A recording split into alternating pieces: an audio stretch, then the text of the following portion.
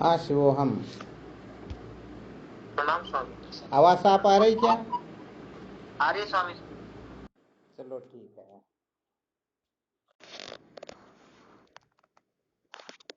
तो अपना विषय चल रहा था, संसार को बनाए रखकर कभी भी सत्य का साक्षात्कार नहीं किया जा सकता।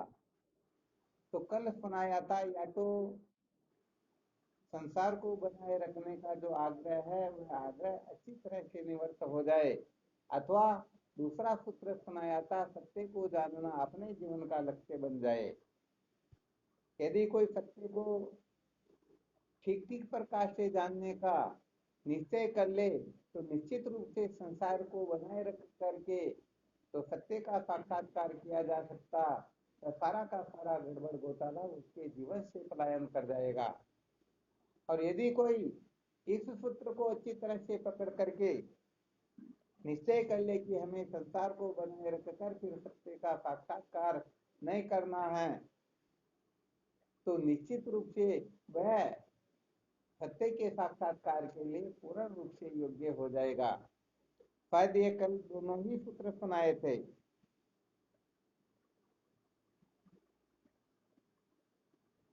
और किसी को कुछ याद रहा है क्या?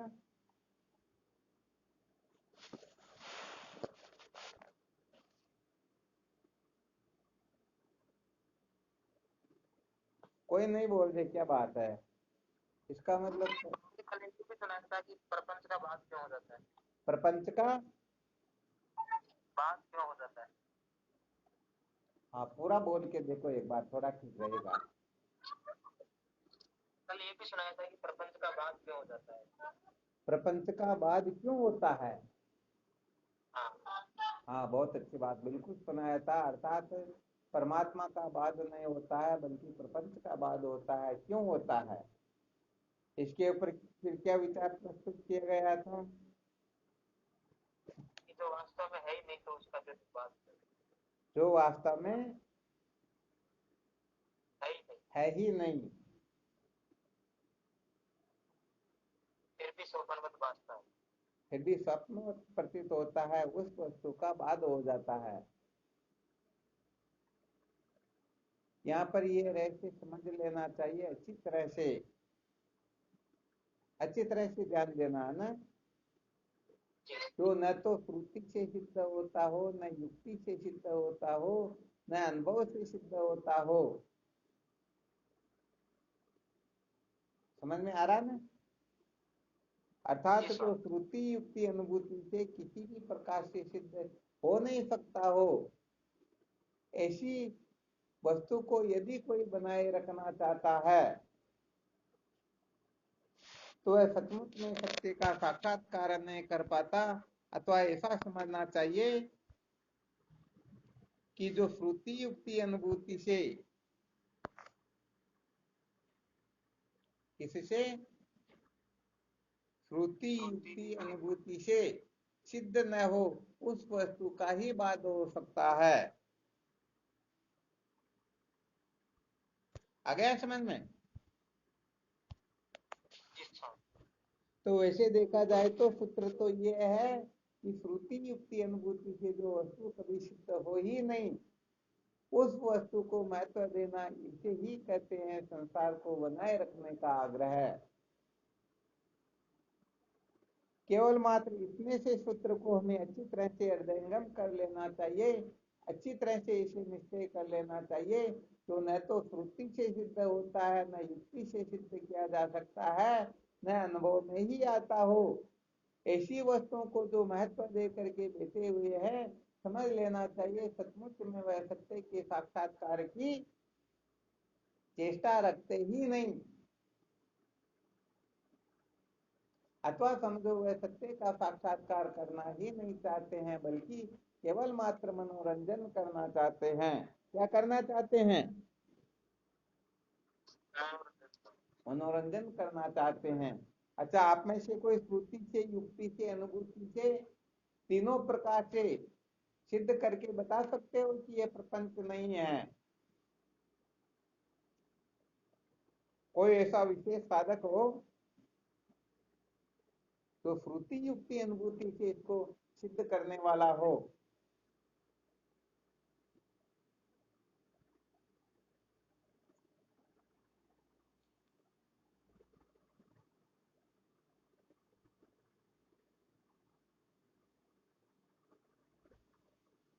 स्वामी जी के चरणों में साष्टांग दंडवत प्रणाम है। हाँ शिवम बोलो।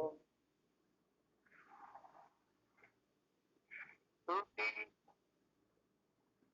श्रुति तो कहती है ब्रह्म सत्य और जीवित मिथ्या है।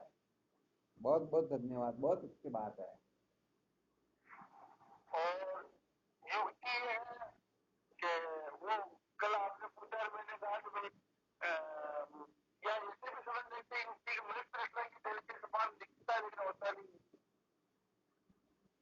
ठीक बात है। और अनुभूति है कि युक्ति में इसकी प्रतीति होती नहीं है। क्या बात है, बहुत बहुत धन्यवाद है। बहुत अच्छा बताया आपने, तीनों प्रकार से श्रुति युक्ति अनुभूति से सिद्ध करके बताया। अच्छा, और भी बाकी के साधक श्रुति युक्ति अनुभूति से सिद्ध करके बता सकते हैं? बिल्कुल, वाणी शंकर जी ने जो बताया बिल्कुल ठीक ठीक बताया है। अर्थात ब्रह्म सत्यम जगन मिथ्या, तब श्रुति माता ऐसा कथन करती हैं ब्रह्म सत्य है और जगत मिथ्या है। मिथ्या वस्तु वास्तव में अधिष्ठान में आरोपित तो होती हैं, कल्पित तो होती हैं, स्वतंत्र सत्ता शून्य होती हैं। ये कहने का मतलब बिना देश काल के प्रतीत होने से सचमुच में ये होती ही नहीं है। तो अधिष्ठान में जो न होते हुए भी प्रतीत होता हो उसे कहते हैं मिथ्या। जैसे रस्सी में सर्प के रहने के लिए न देश है न काल है, फिर भी वहां पर सर्प की प्रतीति होती है, तो हम उस सर्प को कहेंगे मिथ्या। ठीक है ना? चलो कोई बाकी के साधक भी बोल के दिखाओ।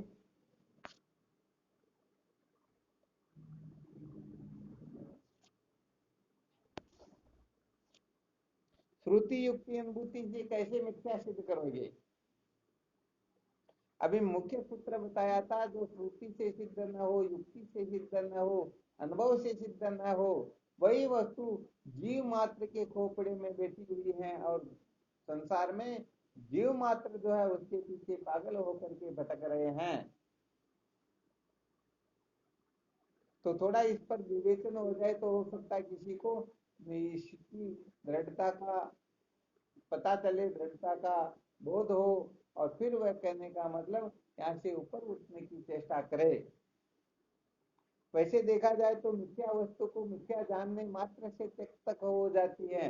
उसको कहीं से उठा करके कहीं ले जा करके पटकना नहीं होता है, क्योंकि मिथ्या वस्तु वास्तव में होती ही नहीं है। जैसे रस्सी में जो सर्प दिखाई देता है, तो बताओ उस सर्प को कहीं ले जा करके पटकना होता है या मारना, क्या इधर उधर करना होता है क्या?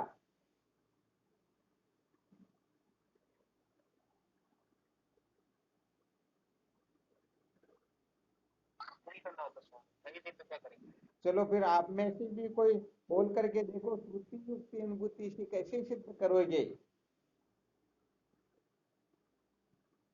श्रुति के अंतर्गत भी श्रुति प्रमाण होता है, स्मृति प्रमाण होता है, सूत्र प्रमाण होता है। अर्थात उपनिषद, गीता, ब्रह्म सूत्र, श्रुति, स्मृति, सूत्र, आप इन तीनों में से किसी का भी दे सकते हो, चलो कोई दिक्कत की बात नहीं है। अर्थात उपनिषदों की श्रुति या भगवद गीता के श्लोक या ब्रह्म सूत्र के सूत्र द्वारा आप ऐसा कोई निकाल करके बताओ, यह सूत्र कथन कर रहा है कि वास्तव में परमात्मा के सिवाय और कोई दूसरी वस्तु है ही नहीं।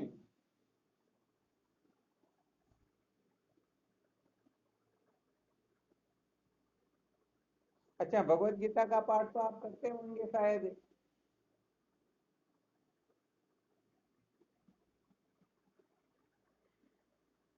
सातवें अध्याय के 19वें श्लोक को किसी ने ध्यान से पढ़ा क्या? अरे आप तो बड़े विद्वान हो, आप तो बता रहे, ये भी थोड़ी कोशिश करें। क्या बात है, कोई ऐसा करना ही नहीं चाहते हैं? मैंने गीता तो पढ़ी लेकिन तो याद नहीं है, मैं तो एक कुछ याद रहा है, रातों भाव। हाँ, ये भी दूसरे अध्याय का 16वां श्लोक, बहुत अच्छी बात है।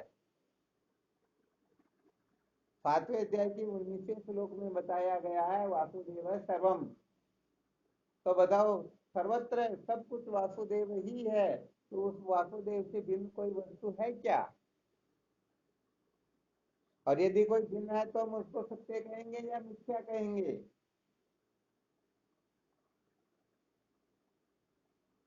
वैसे देखा जाए तो इसमें बहुत सारी श्रुति स्मृतियों का प्रमाण दिया गया। ईशावास्यम इदम सर्वम, आत्मा एवेदम सर्वम, ब्रह्म एवेदम सर्वम, चिदम सर्वम, अतो अन्यदार्थम, मता परतम नानक किंचित अस्ति धनंजय। कितने सूत्र बताए गए? तो इतने में से क्या, चलो ठीक है, फिर भी थोड़ा प्रयत्न करना चाहिए कि कुछ श्रुतियां अपने को याद रहे। अरे आत्मा निवेदम सर्वम, ब्रह्म निवेदम सर्वम, ये तो रह सकता है कि सर्व खलविदम ब्रह्म है, तो कोई ना कोई श्रुति तो याद रह सकती है ना, कोई आत्मा के सिवाय और कोई वस्तु है ही नहीं।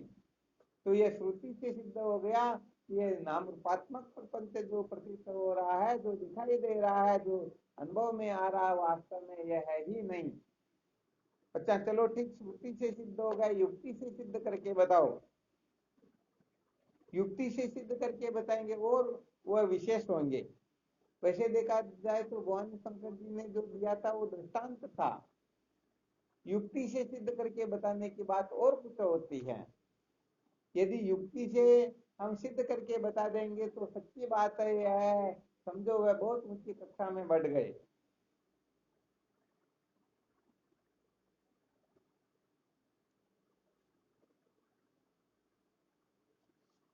युक्ति से कौन सिद्ध करके बताएंगे कि ये प्रपंच वास्तव में है ही नहीं?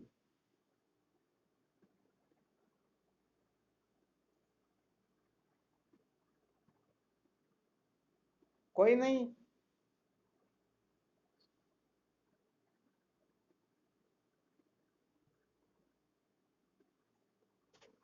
तब तो भाई बहुत कमजोर चल रहे हो भाई, यदि ऐसा करोगे तो।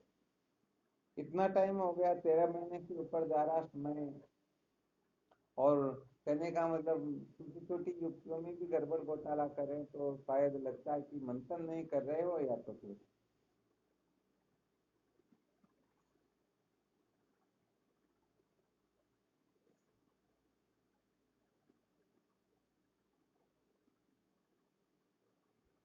अच्छा चलो थोड़ा तरीका बता देते, फिर आप करते रहना आपके हिसाब से, क्योंकि वह विषय विशेष रूप से फिर आगे वेदांत की कक्षा चलेगी तब देखेंगे। अभी संकेत कर देते हैं तो आपके समझ में आ जाएगा।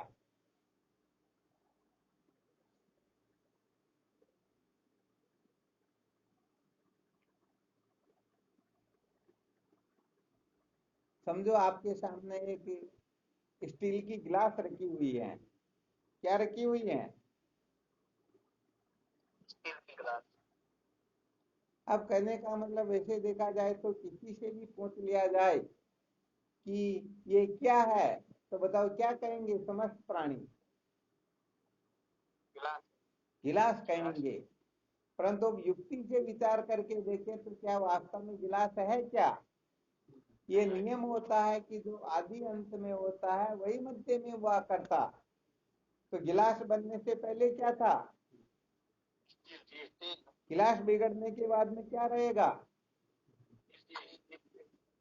तो इस दृष्टिकोण से देखा जाए तो जो आदि अंत में होता है वही मध्य में होता है, तो आदि अंत में नहीं होता वह मध्य में भी नहीं होता। इस दृष्टिकोण से देखा जाए तो वास्तव में ये गिलास है क्या? अरे भाई ये तो स्टील है ना, स्टील को छोड़ करके कुछ है क्या? हाँ कम से कम हाथ तो कर लिया करो ताकि थोड़ा ठीक रहता।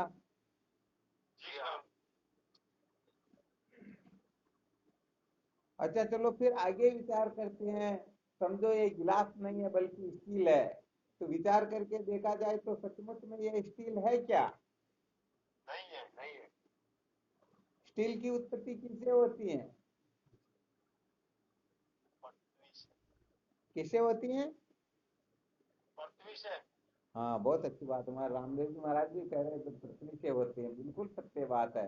कहने का मतलब इस सृष्टि में जो कुछ भी दिखाई दे रहा है ये सब पृथ्वी से ही तो उत्पन्न होते हैं। तो इसका मतलब क्या हुआ, वास्तव में ये स्टील स्टील नहीं है, बल्कि ये क्या है, ये पृथ्वी है।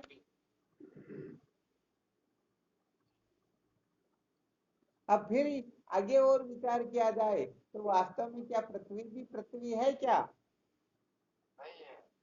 तो अब शायद आप लोगों के ये युक्ति समझ में आ गई होगी कि पृथ्वी भी पृथ्वी है नहीं, वास्तव में ये भी जल है। फिर आगे बढ़ते जाओगे तो अग्नि वायु आकाश आदि होते हुए अंत में किसकी सिद्धि होगी?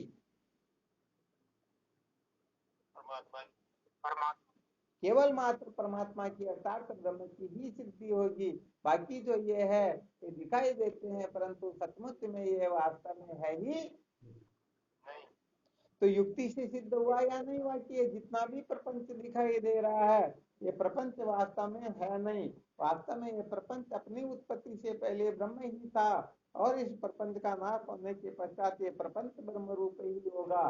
तो बताओ, जब ब्रह्म के सिवाय और कोई वस्तु है ही नहीं, अब यदि कोई कल्पना करता है कि नहीं नहीं ये है, तो बताओ वह समझदार होगा या ना समझ होगा? ना समझ ही होगा। अच्छा, ये किस सूत्र की विवेचना कर रहे हैं हम?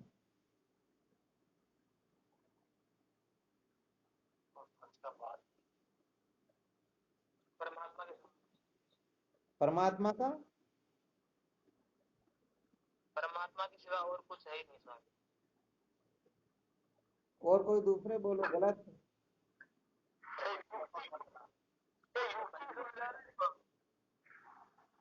वापस बोलो,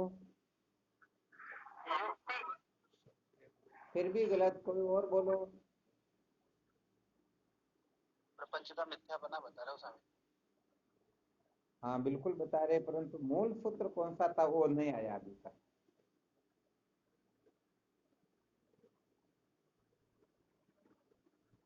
सबसे पहले ये जो अब शुरुआत, हाँ बोलो, क्या हुआ?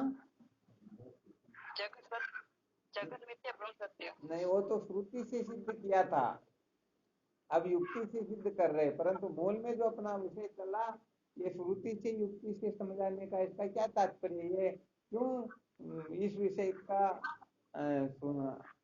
अपन विचार विमर्श कर रहे हैं?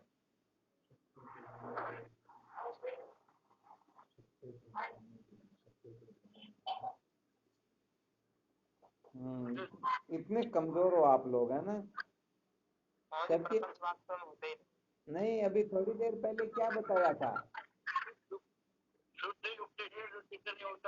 अरे क्या बात, धन्यवाद मोहनानंद जी महाराज ने एकदम युक्ति युक्त बताया। अरे भाई, सर्वप्रथम यही प्रतिज्ञा की थी कि जो श्रुति से युक्ति से अनुभूति से सिद्ध नहीं होता है वही वस्तु जीव मात्र के, प्राणी मात्र के खोपड़े में बैठी हुई है और प्राणी मात्र को पागलों की तरह नचा रही है, यही तो शुरुआत किया था। और श्रुति से सिद्ध किया था ब्रह्म सत्यम जगन मिथ्या, या आत्मा वेदम सर्वम ब्रह्म वेदम सर्वम। तो श्रुति से सिद्ध किया कि परमात्मा को छोड़ करके कोई दूसरी वस्तु है ही नहीं। और फिर युक्ति से सिद्ध किया था विलास से लेकर के, बताओ युक्ति से भी हमने सिद्ध किया या नहीं किया कि परमात्मा को छोड़ करके कुछ भी नहीं है। तो भाई मूल सूत्र को याद रखा करो भाई, ऐसे तो गड़बड़ घोटाला ठीक नहीं रहेगा। 5-5 10-10 मिनट में विस्मृत हो जाओगे तो पूरी की पूरी शक्ति लगा करके, कहने का मतलब 5 ज्ञानेंद्रियां, 5 कर्मेंद्रियां और 4 अंतःकरण, इन 14 इंद्रियों को एक विषय पर ही एकाग्र करना है। थोड़ा बहुत भी अपने को भटकना नहीं है, थोड़ा बहुत चित्त भी अपना इधर उधर नहीं होना चाहिए। इसीलिए सच्ची बात तो ये है कि पट संपत्ति की जीवन में इसी कारण, इसी के लिए आवश्यकता हुआ करती। सचमुच में यदि कोई सट संपत्ति से युक्त नहीं होता है तो कहने का मतलब उनके न तो बात ठीक तरह से समझ में आती है और न वह ठीक तरह से समझ सकता है। इसलिए कहने का मतलब मूल सूत्र को अपने को अच्छी तरह से ध्यान रखना है। तो अपना मूल सूत्र था श्रुति युक्ति अनुभूति से जिसकी सिद्धि नहीं होती है, उस वस्तु को यदि कोई महत्व दे करके बैठा हुआ है तो समझ लेना चाहिए वह इस संसार को बनाए रखकर फिर सत्य का साक्षात्कार करना चाहता है। तो सबसे पहले इस बात को अच्छी तरह से नोट कर लेना चाहिए। कल्प कल्पांतर तक कोटि कोटि ब्रह्मांड क्यों न व्यतीत हो जाए, तब तक भी यदि कोई खुद का कुछ क्यों न कर ले फिर भी वह सत्य का साक्षात्कार कर सकेगा ही नहीं। इसे कहने का मतलब स्वर्ण अक्षरों में लिख लेना चाहिए। तो अपन जो विचार कर रहे हैं निषेध की पद्धति से कर रहे हैं। कहने का मतलब संसार को बनाए रखकर सत्य का साक्षात्कार नहीं किया जा सकता। इससे यही सिद्ध होता है कि संसार को बनाए रखने का जो आग्रह है ये ज्ञानियों की, ना समझों की, मूर्खों की कल्पना होती है। जो सचमुच में सत्य का साक्षात्कार करना चाहता है तो अच्छी तरह से समझेगा कि सचमुच में संसार कहते किसको, संसार है क्या, और कहीं पर मैं संसार को बनाए तो नहीं रखना चाह रहा हूँ। सच्ची बात तो ये है।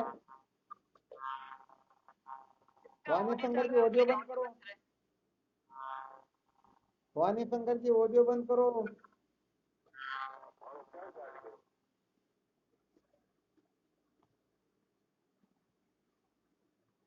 तो कुल मिलाकर के सच्ची बात ये होती है कि हम इस जगह पर सचमुच में अनभिज्ञ रह जाते हैं।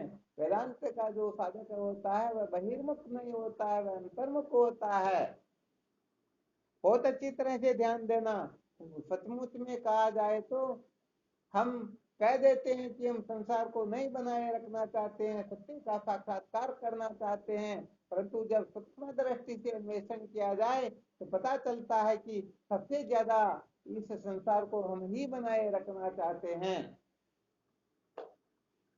इसीलिए सच्ची बात यह है कि सुनते रहते हैं, जीवन भर सुनते रहते हैं, फिर भी वो जहाँ के तहाँ ही रह जाते हैं। इसलिए समस्त नासमझियों का त्याग करके सर्वप्रथम अच्छी तरह से हमें समझना है कि सचमुच में संसार कहते हैं किसको, और हम सचमुच में इस संसार को बनाए रखना चाहते हैं या नहीं रखना चाहते हैं। फिर इसका थोड़ा प्रैक्टिकली अनुभव हो तब पता चलेगा कि वास्तव में हम सत्य के साधक है या केवल मात्र संसार को ही पाना चाहते हैं, संसार को ही भोगना चाहते हैं, संसार को ही बनाए रखना चाहते हैं। ये सारे के सारे खुलासे फिर बाद में हो जाएंगे। तो अपने को स्वयं को पता चलना चाहिए, दूसरे को पता चले या न चले, अपने को पता होना चाहिए कि सचमुच में मैं संसार को बनाए रखना चाहता हूँ अथवा सत्य का साक्षात्कार करना चाहता हूँ। तो सचमुच में सत्य का साक्षात्कार करना चाहेगा। जैसे कोई जयपुर से हरिद्वार जाना चाहता है तो बताओ जयपुर का त्याग किए बिना हरिद्वार की प्राप्ति कर सकता है क्या? नहीं कर सकता। हाँ, तो सच्ची बात ये होती है कि इस बात को जानते ही नहीं है, समझते ही नहीं है। संसार कहते हैं किसको, वास्तव में जितनी भी कल्पना होती है, जो मुख शक्ति बोली है अरूपनियत है कान, जो आंखें सुन देखे सब ही माया जान, वो गोचर जय लगी मन जाई तो सब माया जानो भाई। अरे इंद्रिया और मन, इंद्रियों सहित बुद्धि आदि जितनी भी ये है, ये और इनकी जहां तक पहुंच होती है ये सारा का सारा संसार ही होता है। अब विचार करके देखना है कि हम इसको बनाए रखना चाहते हैं या सचमुच में नहीं बनाए रखना चाहते हैं। तो ये खोज तो सच्ची बात है, जो सूक्ष्म दृष्टि के साधक होते हैं वो ही इस तरह से को समझ सकते हैं कि सच्ची बात तो ये है कि हम संसार को बनाए रख रहे हैं अथवा नहीं बनाए रख रहे हैं। वास्तविक बात यदि बताई जाए तो परमात्मा तत्व के सिवाय अणु मात्र भी यदि कोई किसी की सत्ता स्वीकार कर लेता है तो अच्छी तरह से समझ लेना कि अभी तक वह संसार को बनाए रखना चाहता है, सचमुच में वह अभी तक अविद्या के बंधन से मुक्त नहीं होना चाहता है। तो हम तो यहाँ पर कहने का मतलब देह इंद्रिया प्राण मन बुद्धि इनके पीछे ऐसे पागल हो रहे हैं कि शायद ये मनुष्य जन्म फिर मिले या न मिले, केवल इनको सजाने के लिए, संवारने के लिए, केवल मात्र इनको महत्व देने के लिए ही हम जागने से लेकर के सोने तक, जन्म से लेकर के मृत्यु तक कुछ ना कुछ प्रयत्न करते रहते हैं। तो वही देखो, अच्छी तरह से हमें समझना है, कल्पना नहीं करना है। अभी जो सूत्र बता दिया, स्वल्पमप्यंतर कृत्वा जीवात्म परमात्मनो उदर मंत्रम कुरुते तत्ते से भयम भवती। अणु मात्र भी परमात्मा के सिवाय, चाहे वह वस्तु अपनी दृष्टि में हो या नहीं हो, स्थूल या सूक्ष्म, कारण हो या कार्य, ज्ञात हो या अज्ञात हो, फिर भी यदि परमात्मा के सिवाय अणु मात्र किसी की सत्ता स्वीकार कर रहे हैं, तो सच्ची बात है वह कभी निर्भय नहीं हो सकता है। जैसे कमरे के चारों ओर खिड़कियां बंद करके फिर अंदर सोने वाला व्यक्ति भी डरता है कि कोई भूत खिड़की तोड़ कर ना आ जाए, तो भूत की सत्ता स्वीकार कर रखी इसीलिए डरता है या उसके बिना डरेगा? सत्ता स्वीकार कर रखी है। हाँ, सत्ता स्वीकार कर रखी इसीलिए डर लगता है। तो भाई सच्ची बात यहाँ पर है, ये स्थूल शरीर का, सूक्ष्म शरीर का, कारण देह का, जागृत स्वप्न सुषुप्ति अवस्था का, ये पंचकोश का, ये मन बुद्धि का जो आग्रह होता है, ज्ञान होता है, विमान होता है, इनको बनाए रखने की जो चेष्टाएं होती हैं, ये अनादिकाल से जीव भटकता हुआ आ रहा है। एकाएक तो कोई अनंत जन्मों का जो साधक होता है वही इनके ऊपर प्रहार करके विजय प्राप्त कर सकता है। परंतु सच्ची बात यह है, साधारण साधकों के लिए वश की बात है ही नहीं। इसलिए यदि कोई साधारण रूप से देख लेंगे कि हमें तो ठीक है काम चलाऊ करना है, तो ऐसे काम चलने वाला वास्तव में है नहीं। इसलिए मन बुद्धि के ऊपर विशेष रूप से विजय प्राप्त करनी होती है। देह इंद्रियों में अटके रह जाएंगे तो सच्ची बात यह है कि हमें परमात्मा तत्व का साक्षात्कार पहली बात तो यह होगा ही नहीं। और यदि होगा तो हम जैसे हम अपने आप को मानते हैं देह इंद्रिय प्राण मन बुद्धि वाला, वैसा ही हम परमात्मा का अनुभव करेंगे, वैसे ही परमात्मा की हम कल्पना करेंगे और उसको ही परमात्मा समझेंगे। तो ये मानी मानी बंधन में आयो कल्पना कर करके हम बंधते हैं। इसलिए सावधान होना है कि यदि गड़बड़ घोटाला करेंगे तो सच्ची बात यह है, ये जीवन व्यर्थ चला जाएगा और अंत में रोने पछताने के सिवाय कुछ भी मिलने वाला है ही नहीं। आ रहा समझ में?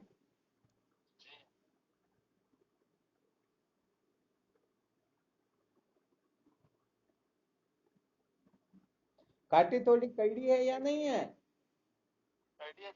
हाँ, वैसे अहम ब्रह्मास्मि कहने में कोई बड़ी बात नहीं है, परंतु सचमुच में अहम ब्रह्मास्मि तब सार्थक होता है जब ब्रह्म तत्व के सिवाय जो कुछ भी है, ये चाहे स्थूल हो चाहे सूक्ष्म हो, कारण हो या कार्य कोई क्यों न, उनका बाद हुए बिना, उनके दृढ़ प्रत्यक्ष निश्चय के हुए बिना ये अहम ब्रह्मास्मि कहना केवल वाणी का विलास मात्र होता है। इसलिए जब तक हम इनका सचमुच में चिंता भाव निश्चय नहीं करेंगे, स्वीकार नहीं करेंगे, अथवा भले ही ये हो या ना हो, परंतु हम इनको बनाए रखना चाहेंगे, इनको महत्व देंगे, इनके लिए मन में मारने पर उतारो होते रहेंगे, इसी के लिए अपने जीवन को बर्बाद करते रहेंगे, तो समझ लेना चाहिए हम अभी तक चल नहीं रहे हैं, बल्कि हमारा चलना अभी तक शुरू हुआ ही, हाँ वास्तव में शुरू हुआ ही नहीं। इसलिए भाई बात यह है, पंचकोश आदि का विवेचन इसीलिए करवाया जाता है कि कम से कम पहले इनसे ऊपर उठो। तो सबसे पहले कहने का मतलब दृश्य दृष्टा आदि का विवेक करवाया जाता है और फिर आगे की कक्षाओं में उनका चिंता भाव निश्चय करवाया जाता है।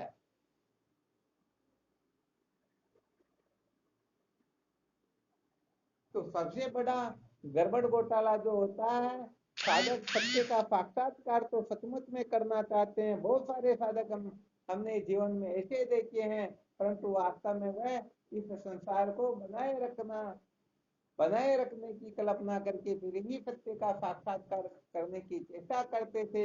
यही कारण हुआ कि वो जहाँ के तहाँ रह गए, भटक गए और पता नहीं और कितनी दुर्गति की ओर निकल गए। तो यहाँ पर विशेष बात यही है, अच्छी तरह से हमें निश्चय कर लेना है, समझ लेना है कि संसार को बनाए रखकर कभी भी सत्य का साक्षात्कार किया जाता ही नहीं। और संसार किसको कहते हैं, ये विषय चल रहा है, इसके अनुसार अच्छी तरह से समझ लो। वास्तव में देखा जाए तो सच्चा संसार तो अपना मन और बुद्धि ही होता है।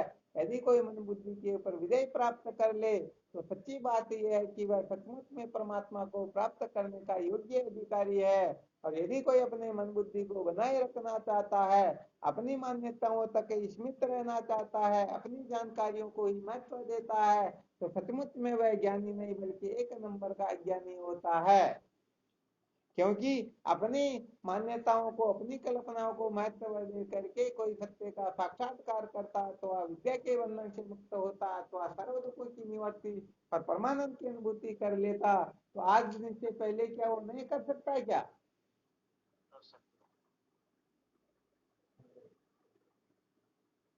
तो वही देखो, ये चित्त में वह संसार है, ये चित्त ही संसार है। हम वास्तव में मन बुद्धि को इतना महत्व देते हैं। सच्ची बात यह है कि हम भगवान को महत्व देते हैं तो लोगों को बेवकूफ बनाने के लिए हम केवल कथन करते हैं। सच्ची बात यह, हम अपने मन और बुद्धि को ही महत्व देते हैं। अपने मन के सामने, अपनी बुद्धि के सामने हम न भगवान को कुछ समझते हैं, न ब्रह्म विद्या को कुछ समझते हैं। कुल मिलाकर के बहुत बड़ा गड़बड़ घोटाला कर लेते हैं। इसलिए सबसे पहले अपने खोपड़े से इस कचरे को अच्छी तरह से निकाल लेना चाहिए। इस मन बुद्धि के चक्कर में पड़ करके ही हम अनादिकाल से संसार अरण्य में भटक रहे हैं। इसलिए कृपा करो, कम से कम एक जीवन में इस मानव देह के अंतर्गत तो इस मन बुद्धि के चक्कर में मत पड़ो। वास्तव में ये मन बुद्धि जो है, ये मन कहने का मतलब ऐसे की तरह थोड़ी थोड़ी देर में बदलने वाला है। जो मन को महत्व दे देता है, समझो उनका पतन होना शेष नहीं बल्कि समझो उनका पतन हो चुका है। आ रहा है समझ में? हाँ, बहुत अच्छी तरह से मंथन करना। ये वेदांत के ब्रह्मास्त्र है, वेदांत के वास्तविक पुत्र है। इस जगह गड़बड़ घोटाला करने के कारण ही साधक श्रुति युक्ति अनुभूति से निर्णित जो वस्तु होती है उसका ठीक साक्षात्कार कर नहीं पाता। इसलिए सबसे पहले अपने मन की कल्पनाओं को क्या करना होता है? हाँ, हमारे गजानन जी महाराज कहे तूड़ी खींचनी होती है। अब तूड़ी खींचने में कोई समर्थ नहीं है तो सचमुच में कि समझो वह सत्य का साक्षात्कार कर नहीं सकता। अरे भक्ति के कक्षा में भी कहा जाता है, नानो मरे नाम का रई का बांटा 20 तीसा से तीसा मणे जग मिले जगदीश। अब एक राई के टुकड़े 20 करो और फिर एक टुकड़े के 30 करो। कहने का मतलब राई के 600 टुकड़े करो फिर एक टुकड़ा हो। इस प्रकार का कोई हो जाए तो समझो वह भक्ति का अधिकारी होता है। ज्ञान के लिए तो कहा गया है, ज्ञान संत कर पान की धारा परत गे सोई नहीं बारा। यहाँ पर ये देहाभिमान जो होता है, मन बुद्धि की कल्पनाओं को जो महत्व देना होता है, ये तो कल्प कल्पांतर तक भी सत्य का साक्षात्कार नहीं कर सकते हैं। यहाँ पर तो श्रुति युक्ति अनुभूति से निर्णित वस्तु जो होती है वह ध्रुव सत्य होती है। इसलिए जब तक हम अपने मन को महत्व देंगे, बुद्धि को महत्व देंगे, इंद्रियों को महत्व देंगे, देह को महत्व देंगे, सच्ची बात यह है कि हम भगवत प्राप्ति नहीं करना चाहते हैं बल्कि बहुत मस्ती मनोरंजन करना चाहते हैं। तो अपने अहम को पुष्ट करने का नाम वेदांत नहीं होता है। वास्तव में ये अहम ही हमें अनादिकाल से भटकाता आ रहा है। इसलिए इस नकली अहम का उपचार होना चाहिए। ये नकली अहम ही हमें संसार अरण्य में भटकाने के लिए अनादिकाल से जिम्मेदार है। तो देखो भाई, वास्तव में मुख्य बात यही है, जब तक मन बुद्धि को महत्व देते रहेंगे तब तक समझ लेना चाहिए हम सत्य का साक्षात्कार नहीं करना चाहते बल्कि उस सत्य को भी भोगना चाहते हैं, उस उससे भी मजे लेना चाहते हैं, उनसे भी मौज मस्ती मनोरंजन करना चाहते हैं। किसी को कोई संशय हो तो पूछ सकते हो।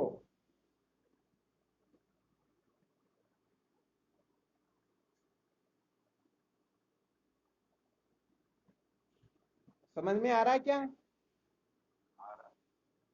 हाँ चलो, बहुत बहुत धन्यवाद। कुल मिलाकर के ये बात अच्छी तरह से समझ में आ जाना चाहिए। ऐसा समझो अभी आगे की बातें समझ में ना आए तो इतना सा समझ लो, ये मन और बुद्धि इसी को ज्ञान कहते हैं और इस ज्ञान की निवृत्ति का नाम ही परमात्मा की प्राप्ति है। तो हम मन बुद्धि को बनाए रखना चाहते हैं या बनाए नहीं रखना चाहते हैं? मन बुद्धि को बनाए रखने का नाम ही संसार को बनाए रखना होता है। इसीलिए तो पहले आपको यह सूत्र बताया था, जो न श्रुति से सिद्ध होता है, न युक्ति से सिद्ध होता है, न अनुभव से सिद्ध होता है। ये मन बुद्धि आदि जो है, सचमुच में देखा जाए तो ये श्रुति युक्ति अनुभूति किसी से भी सिद्ध होते ही नहीं। अरे भाई, मन बुद्धि तो तब सिद्ध होंगे, ये मन बुद्धि जो है उत्पन्न होते हैं पंच तत्वों के सतोगुण से इनकी उत्पत्ति होती है। तो विचार करके देख लेना, यदि पंच तत्व ही न हो तो बताओ उनके सतोगुण से मन बुद्धि चित्त अहंकार उत्पन्न हो सकते क्या? क्योंकि ये पंच तत्व तभी उत्पन्न हो सकते हैं जब देश काल नाम की कोई वस्तु हो। अरे देश काल ही नहीं है तो ये पंच तत्व कहां से होंगे? पंच तत्व ही नहीं है तो मन बुद्धि कहां से होंगे? वास्तव में देश काल होता ही नहीं, क्योंकि उस अद्वितीय परमात्मा तत्व को छोड़ करके नैना नास्ति किंचन, दूसरी किसी वस्तु की सत्ता होती ही नहीं। तो उस परमात्मा के सिवाय और कोई वस्तु है ही नहीं, तो फिर ये देश काल कहां से उत्पन्न हो गए? जब देश काल ही नहीं है तो पंच तत्व कहां से उत्पन्न हो गए? पंच तत्व ही नहीं है तो फिर उनके सतोगुण से मन बुद्धि कैसे उत्पन्न हो गए? तो कुल मिलाकर के सूत्र बताया गया था, तो न श्रुति से सिद्ध होता, न युक्ति से सिद्ध होता, न अनुभव से सिद्ध होता है। ये मन बुद्धि कहने का मतलब वास्तव में श्रुति युक्ति अनुभूति से सिद्ध नहीं होता है, ये तो ज्ञानियों की कल्पना होती है। तो जो मन बुद्धि है ये किसी से सिद्ध नहीं होते, यही कहने का मतलब जीव मात्र को नचा रहे हैं। तो बताओ, यदि कोई मन बुद्धि को बनाए रखना चाहता है तो है सचमुच में संसार को बनाए रखना चाहता है या नहीं? बनाए रखना चाहता है। हाँ, बनाए रखना चाहता है। इसलिए जब तक मन बुद्धि को महत्व दोगे, जब तक अपनी कल्पनाओं में उलझे रहोगे, अपनी जानकारियों तक ही सीमित रहोगे, सच्ची बात यह ब्रह्म विद्या का एक अक्षर भी अपने हृदय में कभी प्रकट होने वाला है नहीं। इसलिए यहाँ कल्पना का नाम ब्रह्म विद्या नहीं होता है। यहाँ पर कहने का मतलब अपनी अकल मुझारी से अद्वितीय तत्व का बोध नहीं प्राप्त किया जाता, अपनी कला लगा करके हम बनने से मुक्त नहीं हो सकते हैं। ये सारी की सारी अक्ल होशियारियां धरी रह जाएगी। इसलिए समस्त अक्ल होशियारियों को भस्मीभूत करके फिर शास्त्रोक्त रीति से, किस रीति से?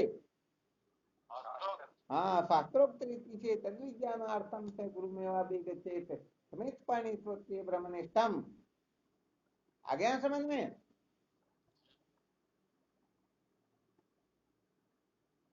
हाँ, किसी को संशय हो तो किसी बड़े महात्माओं से मिलकर के आप अपने संशय का निराकरण करवा सकते हो। हमारे जो शास्त्र है उन शास्त्रों का आप अवलोकन करके निर्णय करवा सकते हो कि ये जो बताया जा रहा है ये ठीक ठीक है या भटकाने के लिए बताया जा रहा है।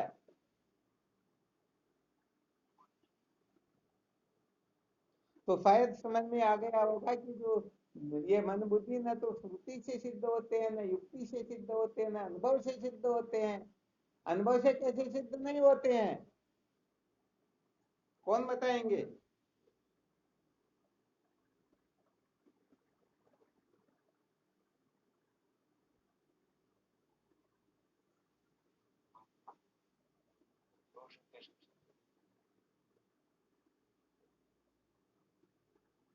वाह भाई वाह, गजब पूर्व आप लोग तो।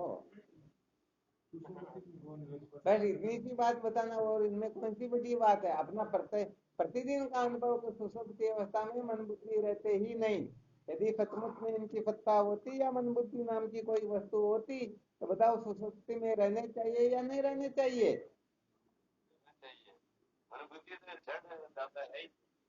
अरे जड़ चेतन की बात छोड़ो, कुल मिलाकर के सुसुप्ति में रहते या नहीं रहते अपने को तो चिंतन ये करना। यदि आप जड़ चेतन की कल्पना करोगे तो फिर मन की सत्ता तो स्वीकार कर ली ना आपने। तो मन नाम की कोई वस्तु है, भले ही वह जड़ है परंतु है तो सही ना। जबकि यहाँ पर तो विषय चल रहा परमात्मा के सिवाय अणु मात्र की भी कोई कल्पना कर लेता, चाहे जड़ के रूप में भी करो, वह भी कभी सत्य का साक्षात्कार नहीं कर सकता। दूसरे लोगों की तो बात ही क्या है?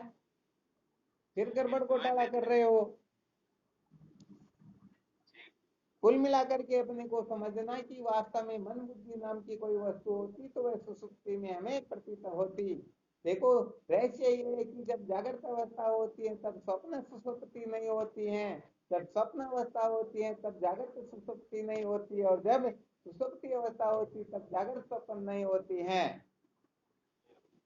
तो बस इसी दृष्टिकोण से आप अन्वय व्यतिरेकी का विचार करके अच्छी तरह से इस रहस्य को समझ सकते हो। वास्तव में देखा जाए तो ये मन बुद्धि जो है ये केवल और केवल मात्र कल्पना के सिवाय और कुछ है ही नहीं। इनको दृष्टांत अद्वितीयात्म तत्व का बोध नहीं होता है। तो कहने का मतलब है उसी अद्वितीय आत्म तत्व को मन बुद्धि के रूप में कल्पना कर लेते हैं। जैसे कोई दूर से आए आता हुआ दिखाई दे तो हम कल्पना करते अरे भाई वो तो फलाना हो सकता, ऐसा हो सकता, वैसा हो सकता।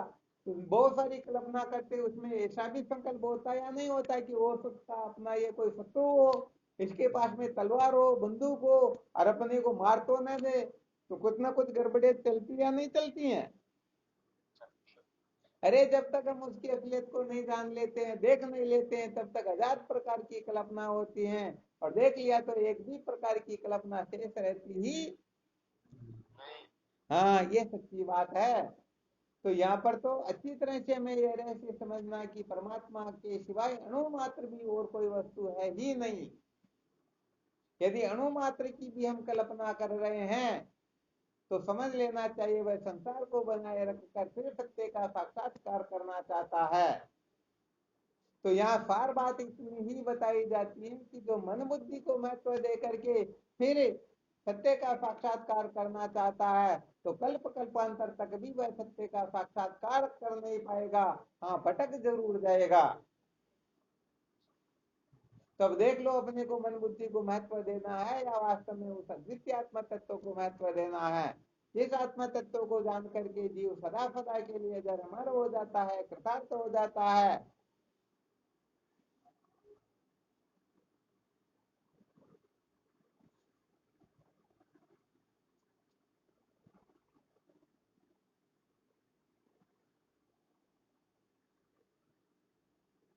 तो यहाँ पर अपने को मंथन करना है कि वेदांत का जो हम विचार कर रहे हैं इस मन बुद्धि का बाध करने के लिए कर रहे हैं या मन बुद्धि को खुश करने के लिए कर रहे हैं, मजे लेने के लिए कर रहे हैं, वाहवाही के लिए कर रहे हैं, या संसार में सर्वत्र हमारी ख्याति फैले इसके लिए। अरे भाई, थोड़ा मंथन तो करके देखो कि वास्तव में हम आत्म तत्व का साक्षात्कार जो करना चाहते हैं और सचमुच में ज्ञान के बंधन से मुक्त होने के लिए, अथवा वो है जो तो है ही है और पता नहीं कितने गुना उस ज्ञान को और बढ़ाना चाहते हैं।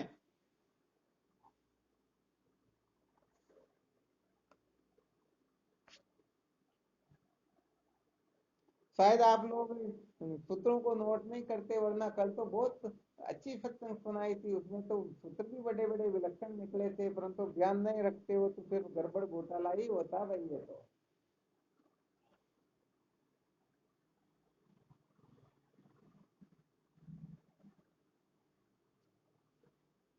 अच्छा, इसमें और कोई शंका हो तो देख लो और क्या।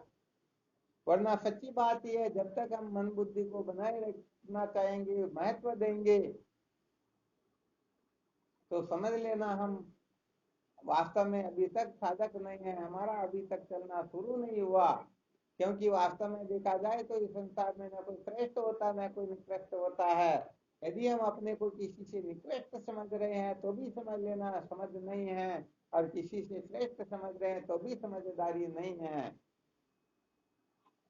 ये सारा का सारा गुण दोष जो होता है ज्ञान के कारण होता है। जब तक ज्ञान होता है तब तक इनकी कल्पना होती है। जैसे जब तक स्वप्न से नहीं जगते हैं तब तक इस स्वप्न का संसार अपने को पापी पुण्यात्मा के रूप में प्रकट प्रतीत होता रहता है, और जग गए तो वास्तव में न पापी है न पुण्यात्मा, न अपना है न पराया है, ऐसा वैसा कुछ है ही नहीं।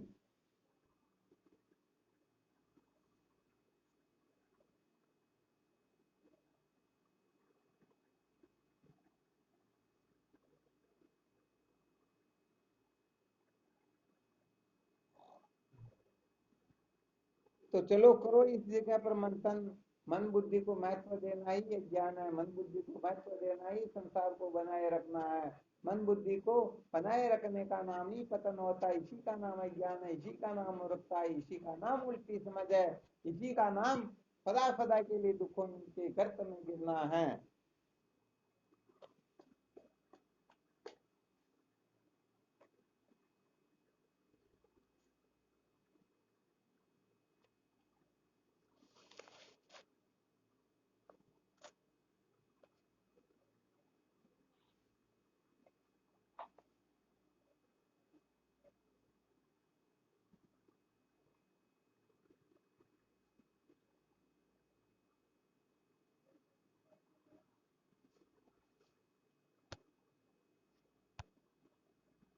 और कोई किसी को कोई शंका नहीं?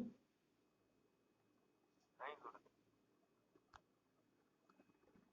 चलो ठीक, तो इस सूत्र को निश्चय कर लेना, जो श्रुति से, युक्ति से, अनुभूति से किसी भी प्रकार से सिद्ध न हो, यदि हम उसको महत्व देकर के बैठे हुए हैं, उसको बनाए रखना चाहते हैं, तो सचमुच में हम सत्य के साधक नहीं हैं। हम वास्तव में अविद्या के बंधन से मुक्ति नहीं चाहते हैं, बल्कि हम मौज मस्ती मनोरंजन करना चाहते हैं। इस सत्य को अच्छी तरह से नोट कर लेना, खूब इसका मंथन करना।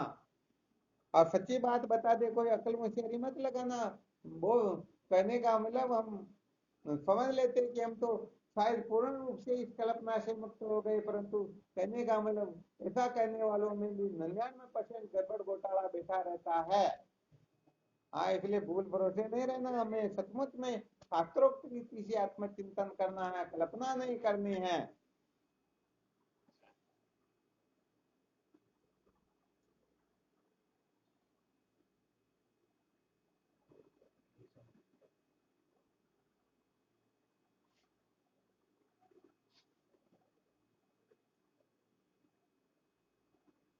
हाँ चलो ठीक, करो साधन भजन हो क्या।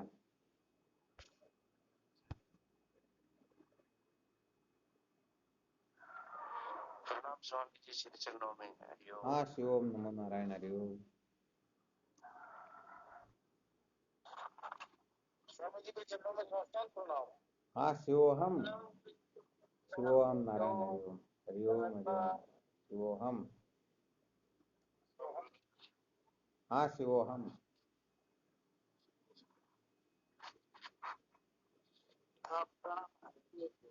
हाँ शिवोहम, हाँ शिवोहम, शिवोहम नारायण, हरिओम।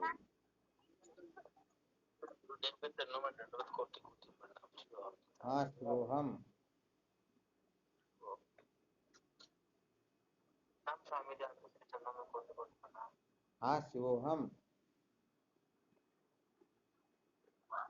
गुरु जी के चरणों में शत शत प्रणाम। हाँ शिवोहम नारायण, हरिओम।